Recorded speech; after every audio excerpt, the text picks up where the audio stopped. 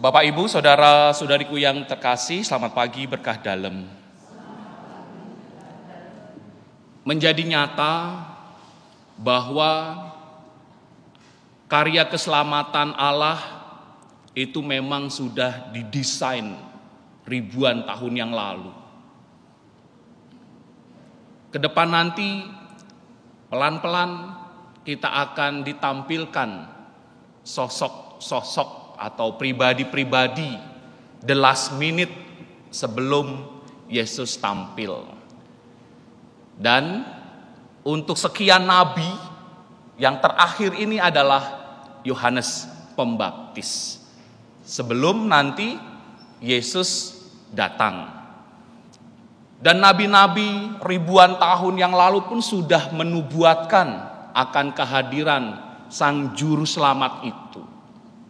Mulai dari kitabnya Nabi Yesaya, bahkan sekarang ini yang sedikit disinggung, yaitu dari kitab Maleaki bab 4 ayat 5 sampai dengan 6 yang mengatakan tentang identitas Elia itu yang mempersiapkan semuanya, dan Yesus pun menyinggung dari kitab itu, ya Elia itu yang akan datang itu sudah datang, yaitu dalam diri Yohanes Pembaptis.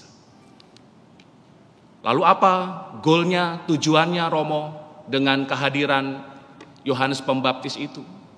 Ya, tidak lain dan tidak bukan adalah kita sungguh mendengarkan seruan-seruannya yang akan disampaikan oleh Yohanes. Karena Yohanes adalah nabi terbesar. Mengapa disebut terbesar? Lalu yang lain-lainnya nggak besar kah Romo? Gitu kan, pertanyaan kan begitu. Dikatakan terbesar karena apa? Karena Yohanes ini adalah nabi yang terakhir sebelum Yesus tampil. Bahkan ketika lalu Yesus pun tampil pun, ya, dia sudah memberitakan tentang Yohanes ini. Bagaimana proses ketika malaikat mengatakan kepada Maria bahwa Elisabet saudarimu itu, dia pun juga sedang mengandung. Jadi proses Yohanes Pembaptis pun sungguh agung kelahirannya itu, yang juga nanti ke depan akan kita dengarkan.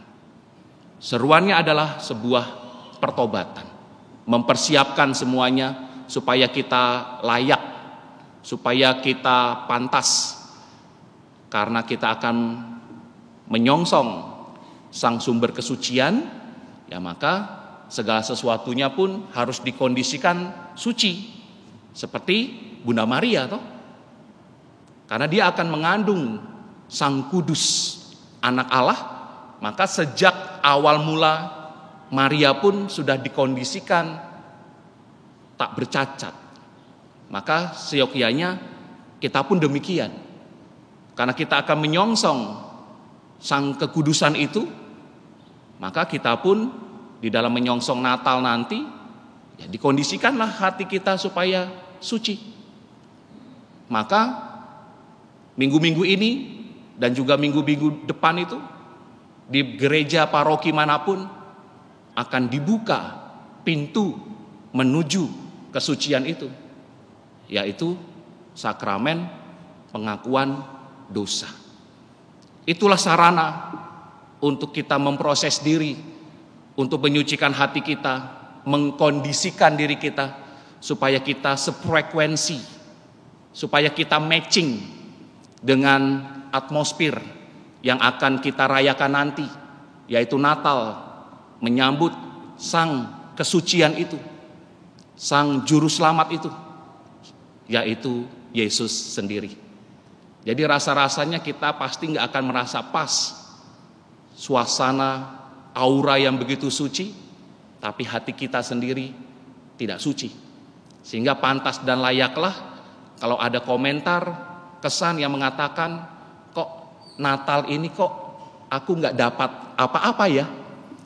Pertanyaannya, apa yang sudah Anda persiapkan untuk menuju perayaan yang besar itu. Kemuliaan kepada Bapa dan Putra dan Roh Kudus. Pada permulaan, sekarang